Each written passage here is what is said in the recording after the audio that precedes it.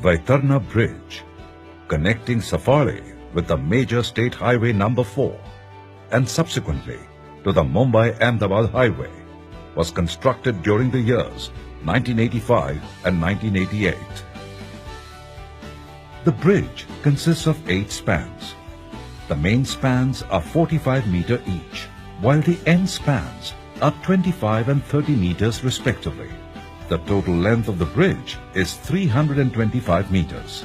The foundation of the bridge is a well foundation and the substructure consists of 7 RCC piers, P1 to P7. The superstructure consists of PSC box girders. The width of the carriageway is 7.5 meters. This bridge has been carrying all kinds of vehicular traffic for more than 27 years. During a routine visit to the location in December 2014, a vigilant PWD engineer suspected that the railing above the pier P5 was tilted. After detailed observation, it was found that the pier P5 was tilted by about 15 to 20 centimeters on the upstream side. The neoprene pads were also displaced and the superstructure was dislocated. A zigzag vertical crack was developed in the well up to the well cap. The width of this crack was nearly 30 centimeters at the bottom and 4 to 5 centimeters at the top.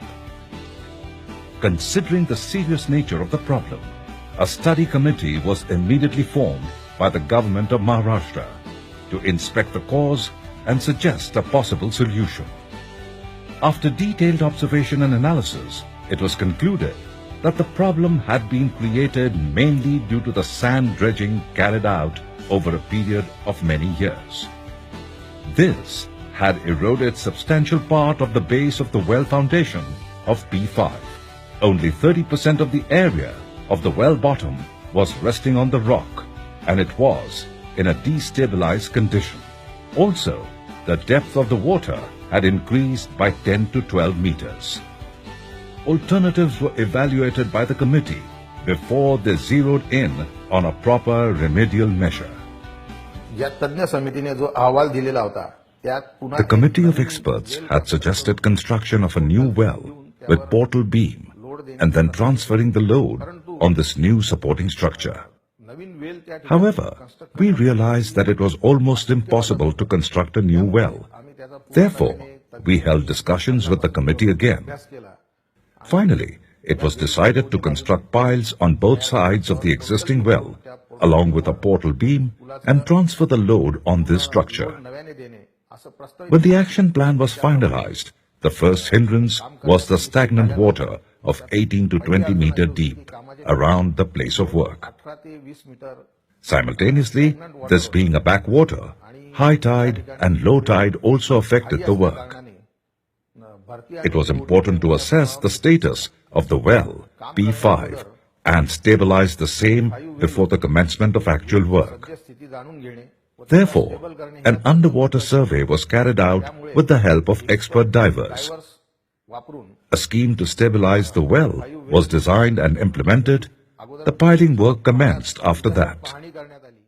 The underwater survey indicated that there were gaps in about 70% of the area between the bottom of the well and the ground. It was important to stabilize the well foundation of P5 to avoid further tilting before the actual rehabilitation work could commence. Due to the depth of water of about 15 to 16 meters and tidal effect, it was a great challenge to work under these extreme conditions. It was possible to work only for 3 to 4 hours a day, considering high and low tide. Also, the velocity of water, which is about 4 to 5 meters per second, was an impediment to work.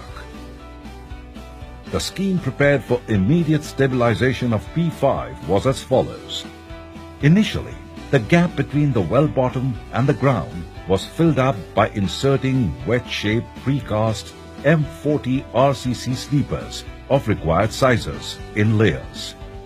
The remaining gap was filled with MS plates. The loose material on the sides was cleared with air compressed pressure. Next, RCC ring beam of size 500 mm by 500 mm was cast underwater with quick setting adhesives. In the next stage, cement grouting was carried out at the bottom of the well with required pressure using mechanical equipment. The depth of the water was about 18 to 19 meters. Hence, expert scuba divers had to be engaged for this work.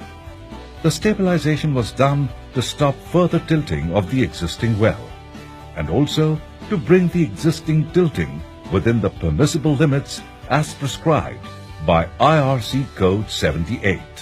After this, it was time to commence the rehabilitation work so as to provide alternative support to the superstructure and abandon the existing pier well. Accordingly, it was decided to provide RCC piles of 1200 mm diameter on both upstream and downstream side of P5. A total of 12 such piles were planned, with 6 piles on each side of the pier well, till the height of well cap.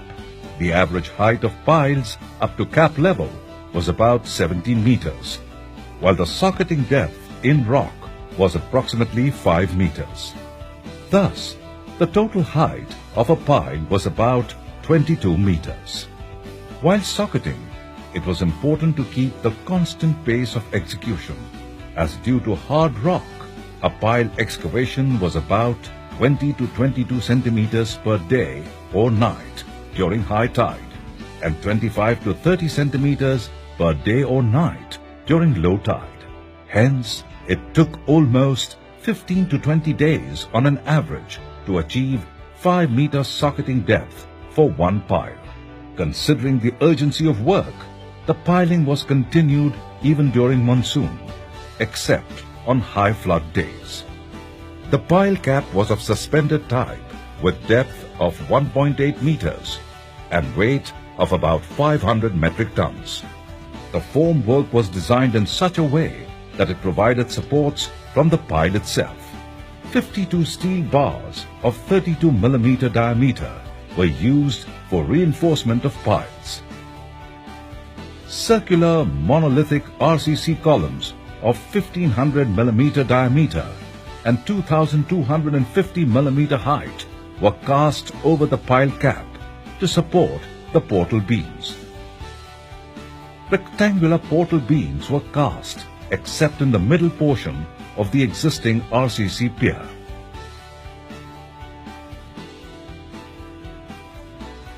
सगळ्या piling पूर्ण झाल्यानंतर जो After completion of the piling work, it was essential to lift the main girder of the bridge so that concreting could be done below that. This was the most important and delicate part of the whole process. We used mechanical jacks of high sensitivity for this purpose. Transferring the load after lifting of the girder was another sensitive, tricky part of the work. The superstructure was lifted by hydraulic jacks and was temporarily supported on portal beams. Later, the existing RCC pier was dismantled so as to cast the remaining portion of portal beam. After curing period of 28 days, the pedestals for bearing were cast and neoprene bearings were provided. Finally, the superstructure was lowered on bearings. During this period, the inspection of superstructure and external pre-stressing was carried out using different tests. Necessary repair works were carried out simultaneously based on the test results. All this was easier said than done. The challenging work of piling was continued even during rainy season with the help of marine work experts and scuba divers. The heavy rains in July 2016 led to the flooding of the Vaitarna River, which caused overtopping of the pontoon, leading to heavy financial losses. But all stakeholders were determined to accomplish the task. Everybody in the team, including the design engineers, PWD engineers, project consultant, and all the contractors worked in close coordination. The day-to-day monitoring, weekly progress reports, visits by experts, and a single-minded devotion to quality control naturally led to the completion of this challenging project with flying colors. The observation of one vigilant engineer was picked up by the top authorities at PWD with all seriousness.